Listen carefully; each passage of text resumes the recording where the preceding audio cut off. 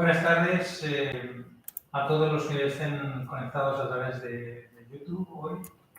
Es evidente que un viernes a las 5 no es una hora extraordinariamente buena para organizar reuniones, pero tenemos que tener en cuenta que Marko Komak está esta semana en Madrid y como consecuencia de eso hemos decidido que es una buena oportunidad para que contarnos qué es lo que está haciendo en cuanto al pronóstico de terremotos. Marko Komak es un geólogo, el doctor Komak, que por cierto, su especialidad durante su vida profesional en Eslovenia, es esloveno, sobre el tema de deslizamientos en general, y también, pero curiosamente también ha sido director del Servicio Geológico Esloveno un tiempo, después ha sido presidente de los Servicios Geológicos Europeos, de los Surveys, y ahora pues trabaja en el campo del tema de los terremotos y como tiene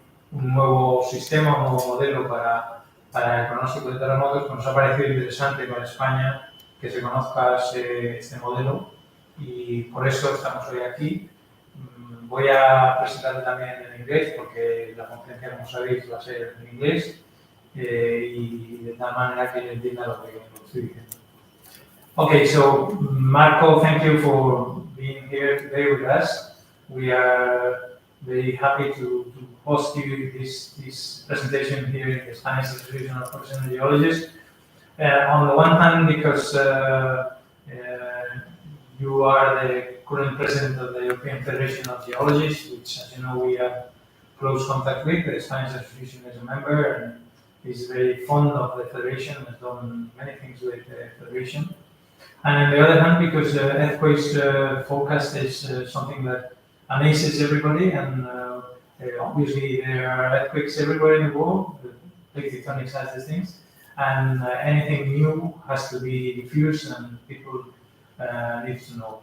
Marko, I was telling before in Spanish, you're a geologist from Slovenia.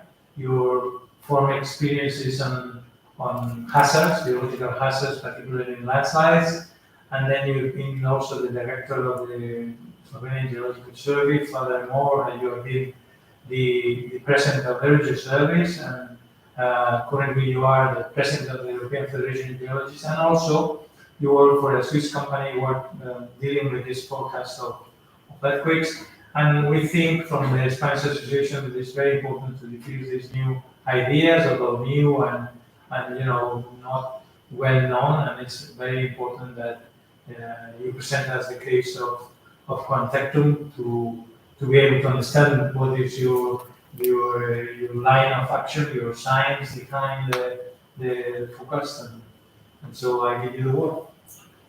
Muchas gracias, Manuel. Welcome to the presentation of Quantectum, the company that I'm currently involved in, and I would like to thank this opportunity to ICOPS for inviting me here to make this presentation, which I hope will raise many questions, many interesting discussions, and you're more than welcome to post your questions online on YouTube comments. So thank you again, and I'm just going to start with the presentation of what we do at Quantectum. Like it was already mentioned, Quantectum is rather new company, and our main focus is forecasting earthquakes. And how do we do that? Let me just first briefly introduce what Quantectum is. So we are a research company and at the same time an operational center dedicated in advancement of earthquake forecasting. And we are located in Slovenia, although it's a Swiss company. It's based on combination of various knowledge, and since it originates from Slovenia, the company's headquarters are also placed in Slovenia.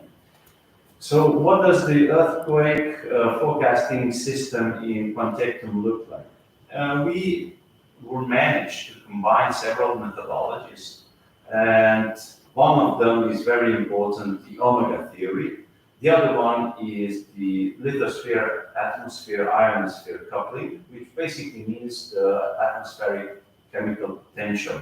And to simplify it even more, it means basically the emission of specific gases that indicate the probability of earthquakes happening almost in the real time. Then what we also introduce, in addition to those theories or those methodologies, is the pattern recognition. That's how we analyze the past events to forecast the future ones. And what we are also doing is we are producing the probabilistic seismic hazard assessment, which basically means that we try to forecast, based on our models, the impacts of earthquakes to the society, and which I will deal with it a little bit more in detail later on.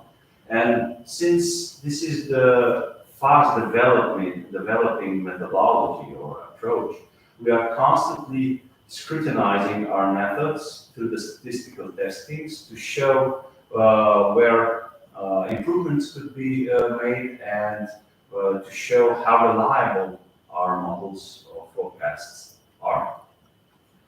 So, how did we start our story? Our story eventually evolved from those three major questions that have been haunting around the society from whenever we remember. So, where will the next earthquake happen? When it will happen? And what magnitude will that earthquake potentially be? So, these are really key questions that we aim to answer through our methodology, through our system of earthquake forecasting.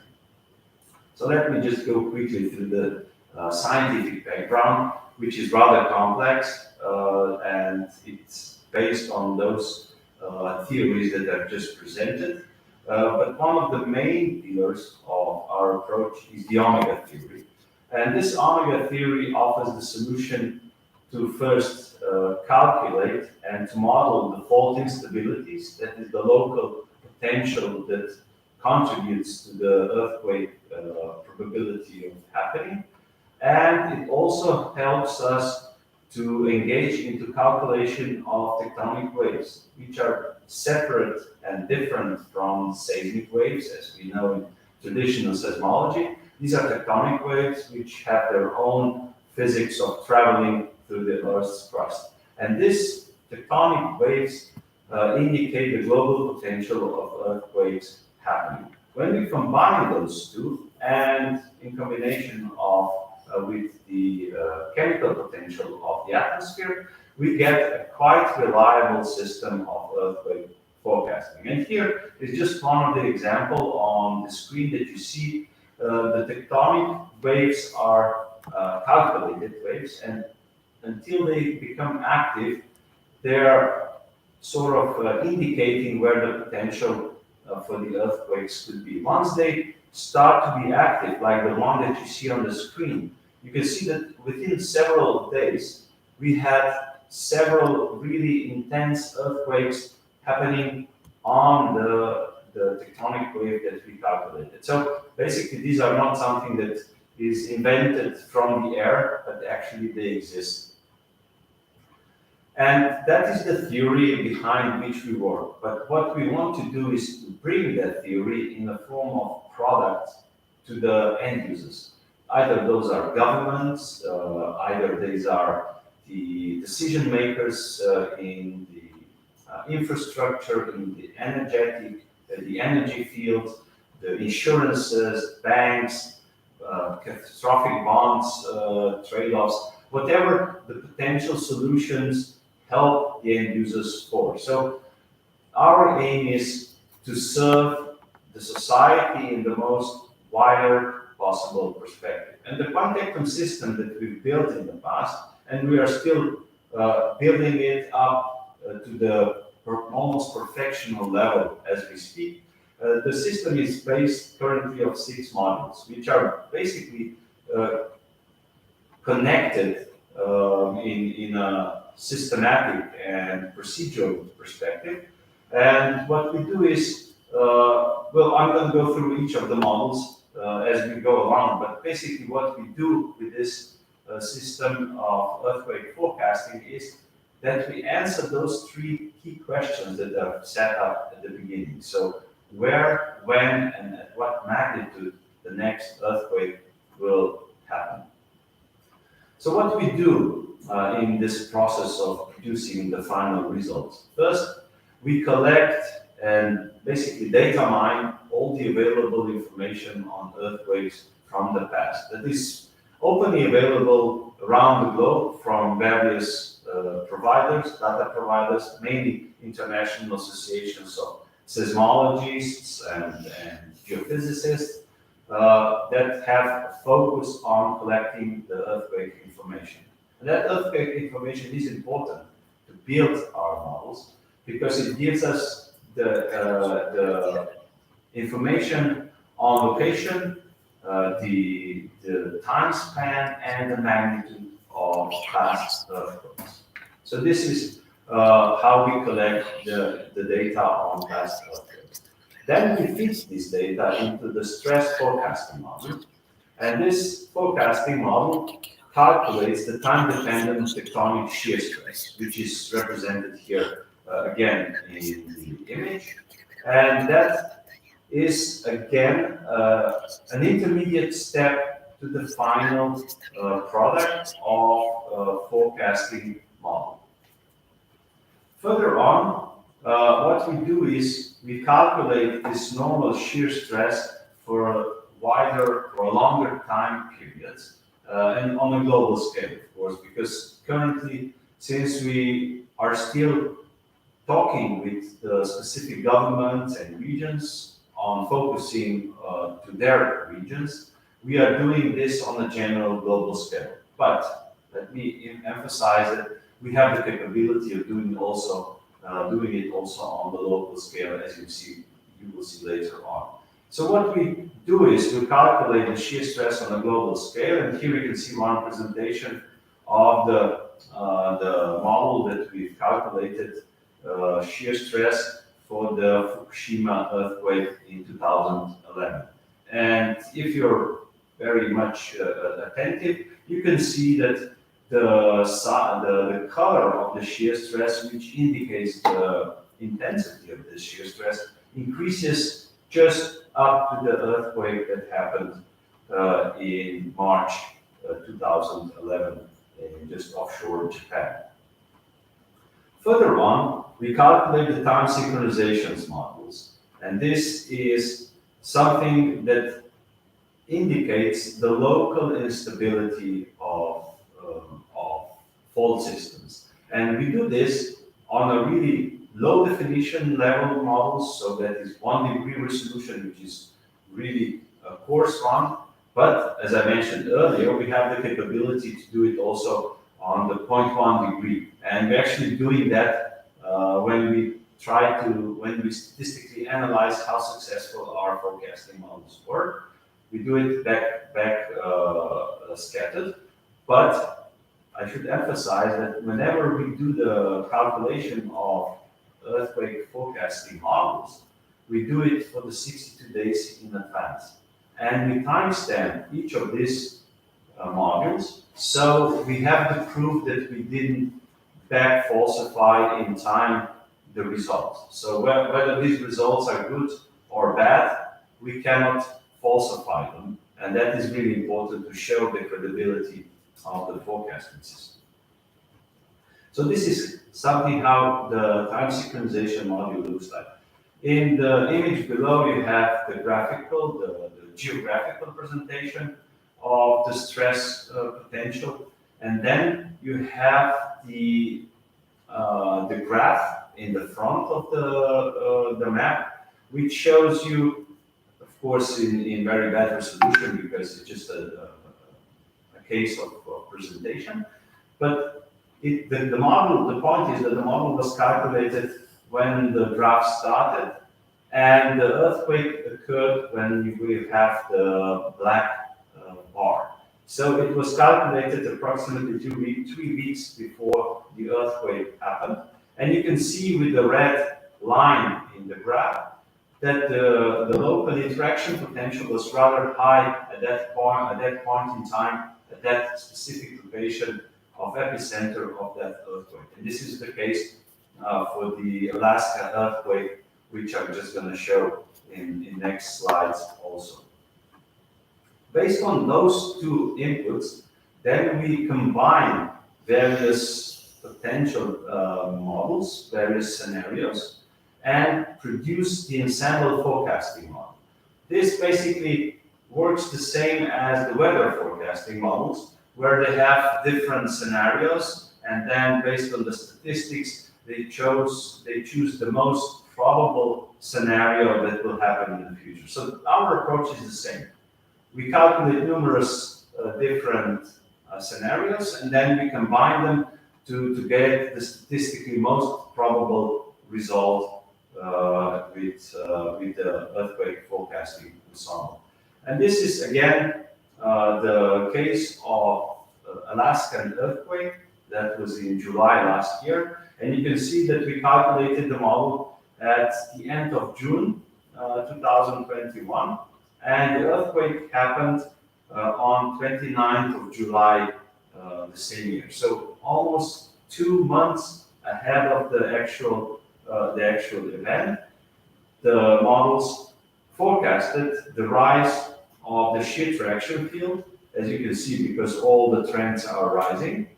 And the red one introduces or shows the proximity or the shear traction field within the radius of 100 kilometers, the green one within the radius of 200 kilometers, and the blue one within the radius of 500 kilometers. And you see that the earthquake happened at the, let's say, the time span of about a week, when the shear traction field was really high in the same location as the earthquake happened. This is another case from a different earthquake, and again you see the similar pattern.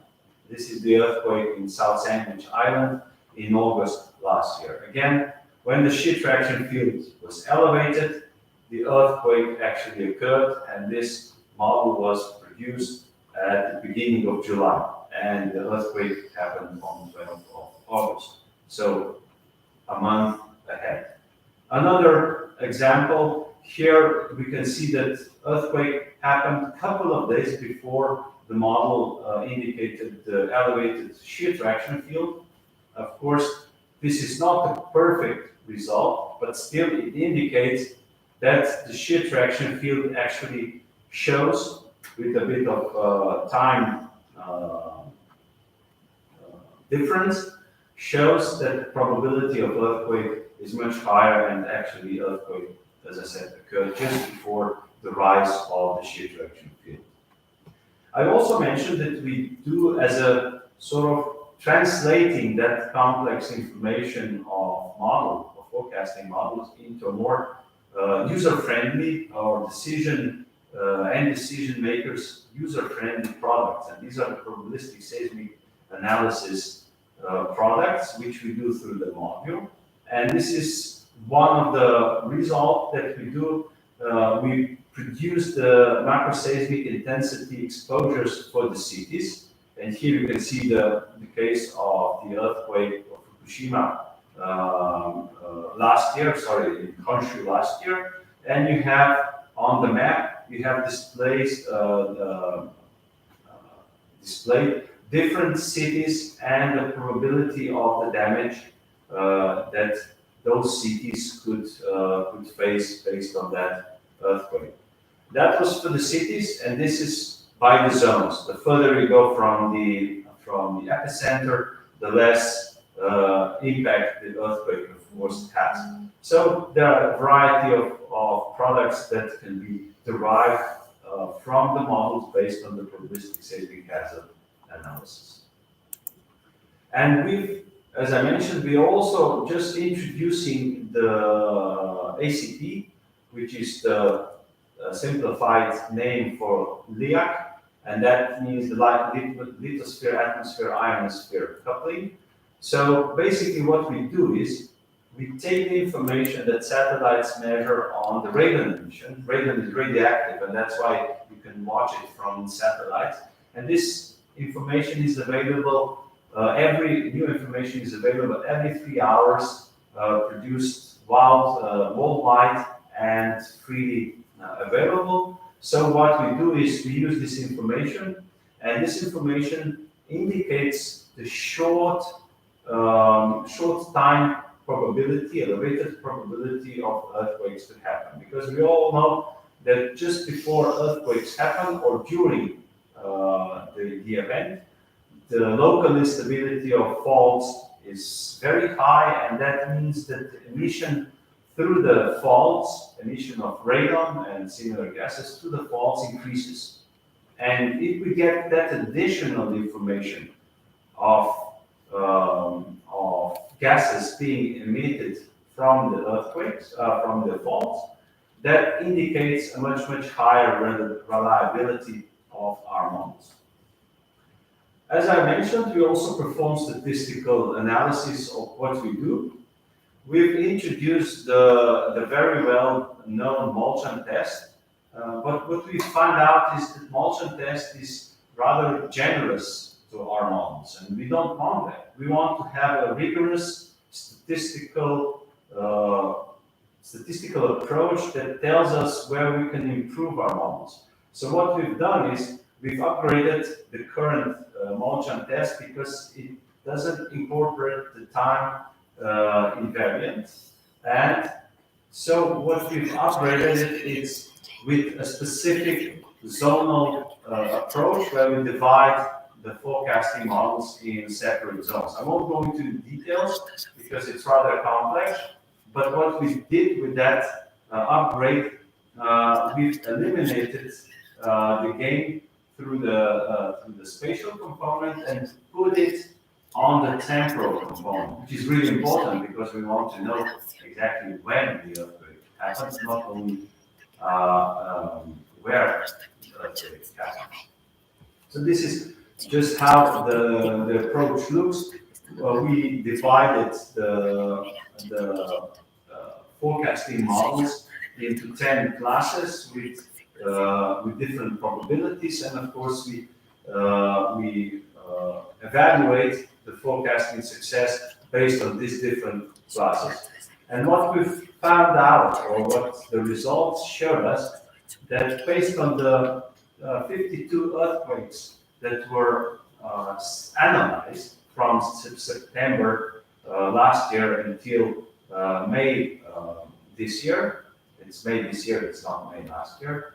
So what we've figured out is, I apologize, that using the time synchronization and the critical triggering potential, we've achieved 83% reliability of our forecasts. And by introducing an additional parameter, that is the shear traction parameter, we've come up to the 92.75 success rate of forecasting the earthquake with our models, which is a really good forecast. I apologize. Now I'm going to show you some of the cases. And this is the case of the March earthquake in Japan, which I already showed briefly earlier.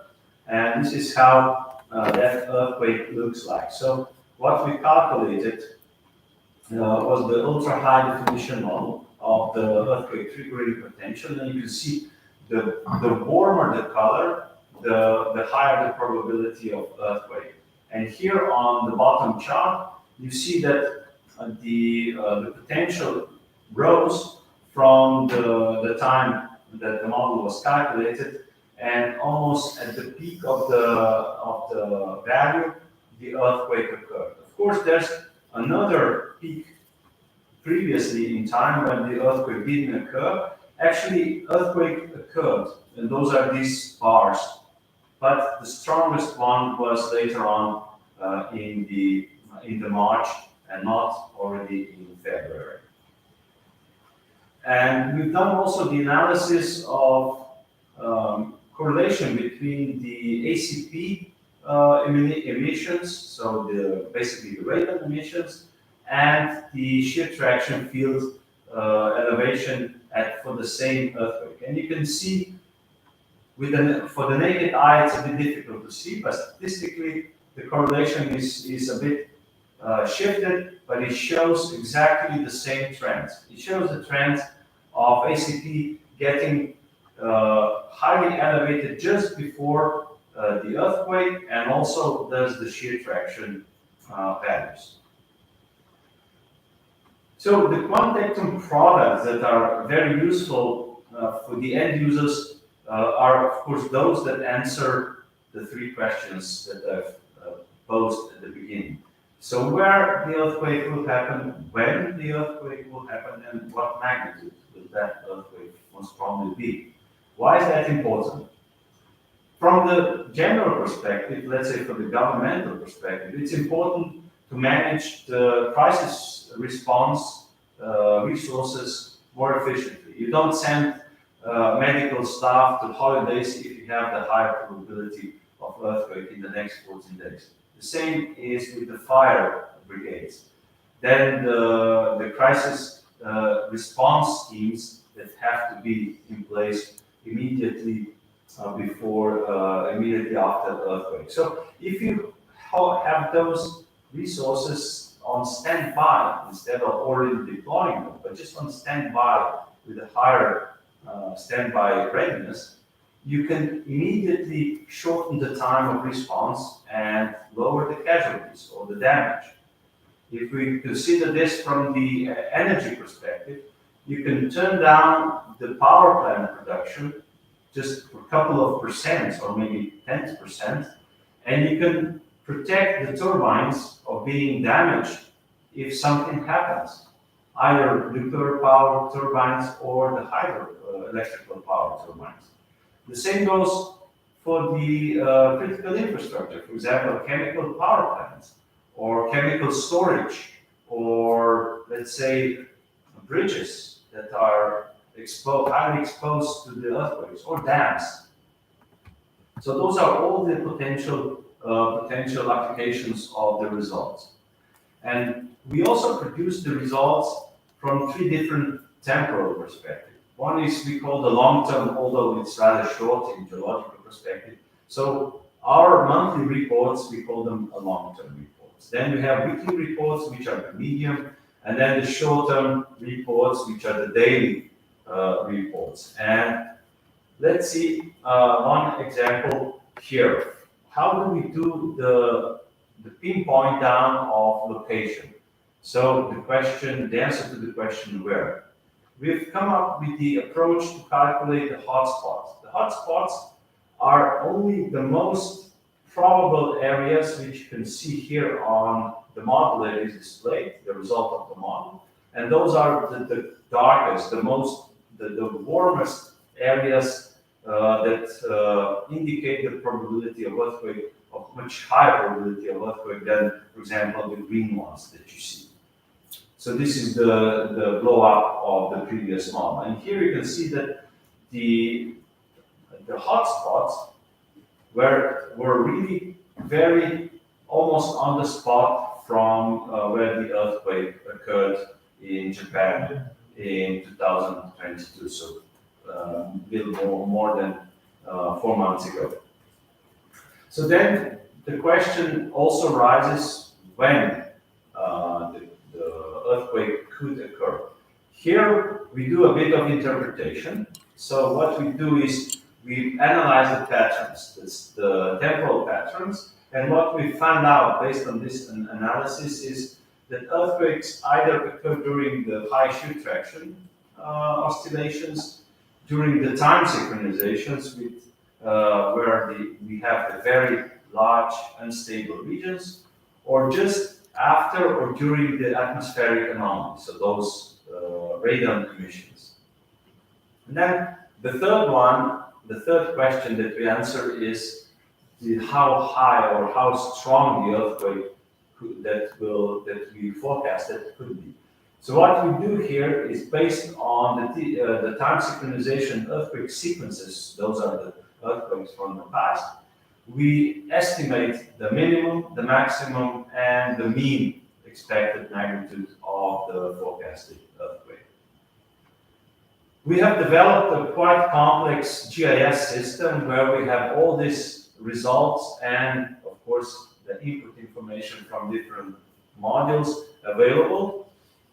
It's rather complex. So what we've done is we've established the operations center where we have experts looking and working with these products and have products to produce the final results for the end users, and those are much more friendly user, and the end user doesn't need to have all the knowledge to go into the deep background of our system. What we've also developed is the API, which basically means that we provide simplified results of our modules on the web, or let's say the access granted web application. So only those users that actually have the interest and sign a contract with us can have the access to the results based on their demands. So I've already mentioned we produced also for the API, we produced the timelines, the Quantectum products that are focused on 3 different levels of the temporal dimension. And also what we try to help the local decision makers is how to use the result that we provide. So how do they actually decide how to proceed based on what they get? So here we try to work together with the local decision makers based on several thresholds. So first, when we have the high increased seismic activity of the waves that pass through the region, that's one indication that something might happen. Then additional indication is the increase of shear traction field. And the third one is, of course, the presence of the atmospheric anomalies. And based on those 3 indicators brought together, overlapped together in time and space, we've come up with a design how to help, as I said, local governments to decide whether to trigger alarm, to trigger warning, or to trigger major alarm, which basically means that earthquake is almost inevitable to happen in a specific time domain, of course, again, with specific probability, because we're talking about forecasts, not predictions. So this is basically what we do in the Quantectum company. If you are more interested in more information, where to find us, if you want to know more, and if you want to cooperate with us, we are available at the links that are provided here on the screen, or you can also directly email us, either myself or my colleagues, on our emails. So now I'm open to any questions that might arrive via comments through the YouTube channel. Thank you very much for your attention. Thank you very much, Marko. Yes, we have questions. I will ask you things. Well, first of all, I have to say that this comprehensive, put together everything that you're doing in Quantectum is very interesting, because, in fact, forecasting earthquakes, every scientific says that it's impossible.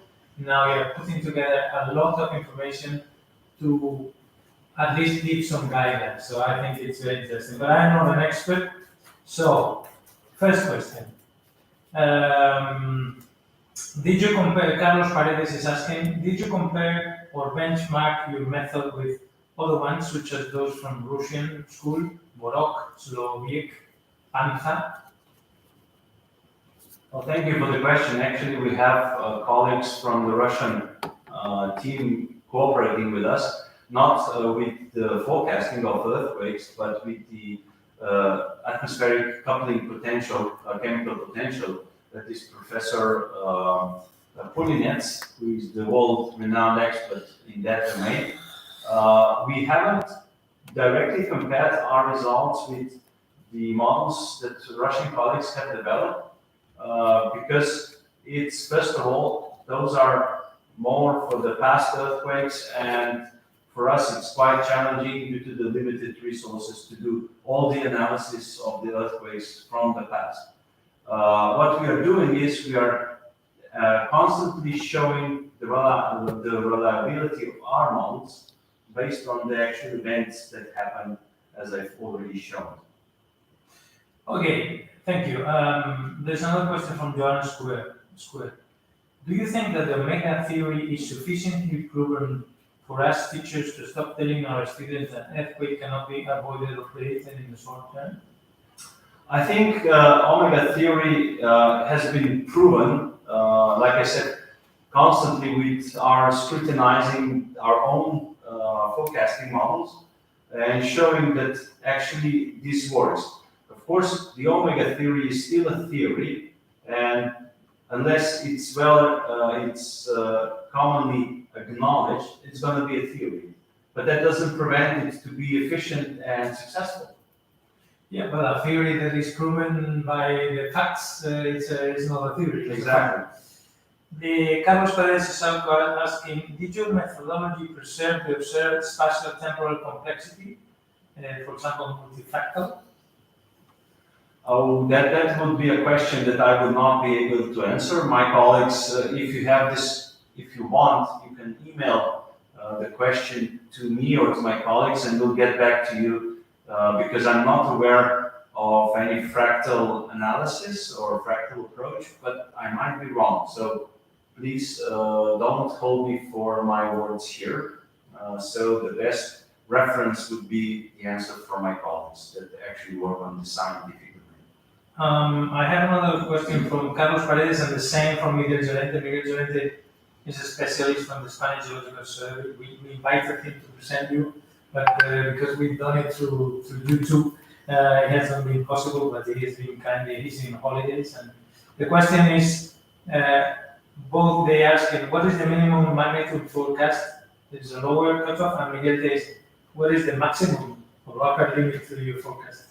So you can imagine there are so many earthquakes around the globe that we had to make the cutoff, and that is 4.5. So what we do is we analyze the earthquakes above 4.5 or forecast. But what we do to feed into our model, into our calculations, are all earthquakes above 2.5. So we didn't just disregard the weaker earthquakes, because they are also quite informative, and that is why, as I said, we use 2.5 above, and the cutoff for our models is 4.5. As for the maximum earthquake magnitude, it would not be more than the strongest earthquake ever recorded in the history. So above 8 point something, I will not give my hand into the fire and say we can do that with reliability. Thank you, Marko. It is clear that the theory is a theory, but at least someone has put his hands on a main problem that we also geologists have, that is, we cannot predict earthquakes. And now, with this theory that puts together a lot of things, I like this atmospheric idea of radon, because radon always is an indicator. I was just wondering what happened with the sea earthquakes, because in fact, many earthquakes are in the sea, and radon doesn't last, I think. It doesn't go up so many meters because it disappears in 3 hours or something like that. Actually, that is an interesting question, because I was a skeptic myself also, but obviously that is not the case. You can also track radon emissions in the oceans. Yeah, that's an interesting fact. I was really surprised when I heard that. Okay, Miguel Llorente is asking, what is the highest probability the model is capable of providing? how do you prevent 100% probability output of the model? It is upper limited, so we want to know if you can send a prediction or a forecast that is 100% true, so it's a prediction. He's asking you how much you can predict. Well, I can tell you from what I've seen from one of our forecasts is when the earthquake occurred, the probability for the earthquake at the same time and space of the earthquake of magnitude 4.5 was 99.99%. So it wasn't 100%, but it was close by. And actually, the earthquake much stronger occurred at that time period, and the probability for the same magnitude that the earthquake occurred, I'm trying to remember, was 16% or something like that. But that is still much higher. You have to look at the previous probability in time and space, and it was much higher than the usual probability. So to give you the answer, we can never say 100% sure that an earthquake will occur, but the indication of that high could indicate rather good estimation. Thank you, Marko. To me, that again, theories are theories. The main problem, I guess, with the Quantectum plan is that convince scientists, because scientists are sometimes, they reluctant to believe, I would say, on facts. But okay, Carlos is also asking, what about false positives? This will alert people without reason. Have you had these cases that you think it's going to happen and it never happens? Well, thanks for that question. This is something that we are heavily tackling with, because I mentioned the Molchan test. The Molchan test is based basically on false positive, false negative, true positive, and true negative cases. And it fails with the temporal dimension. And that's why we've upgraded the Molchan test to that band test, which I've shown. And with that, we are analyzing the success of our forecasts. And as you've seen, I presented the outcome of the first trials, and that outcome is 83 for 2 parameters and 92.7 for the 3 parameters that I mentioned. Excellent. Miguel Llorente is also asking you if you have considered using DGPS ground display information, because that's also available in your predictions. I think that is used for, again, I'm not here the right person to be asked that, but I think that is already used in the probability hazard assessment module or product, which I've shown, where the PGA is used to estimate the impact on the society, or let's say on the infrastructure, buildings, and people. Carlos Garcia Arroyo is asking, is radium the only gas present in previous stage while triggering an earthquake, or there's other gases? I would not be able to answer that. I've talked with my colleagues, with Professor Pulinets, about radon. There probably are some other gases, but that would be just my wild guess, so I would not want to answer that one. But if you're interested, please drop me an email, and we'll relay that question to Professor Pulinets, and he might give you a really detailed answer on that one. Thank you, Marko. Now, one more. Miguel Llorente. I can tell you that Miguel Llorente and Carlos Paredes, they are interested in contacting you and understanding more of this. Because, as I say, we need scientists to be interested in the theory, to provide scientific information about the fact that it works or it doesn't work. And so, Miguel Llorente is asking, can you somehow assess the length of the rupture zone from the model, or does it only account for epicenters? Again, that would be a wild guess. I don't think we can, but I might be wrong. Again, I'm not a seismologist and don't deal with the science behind it.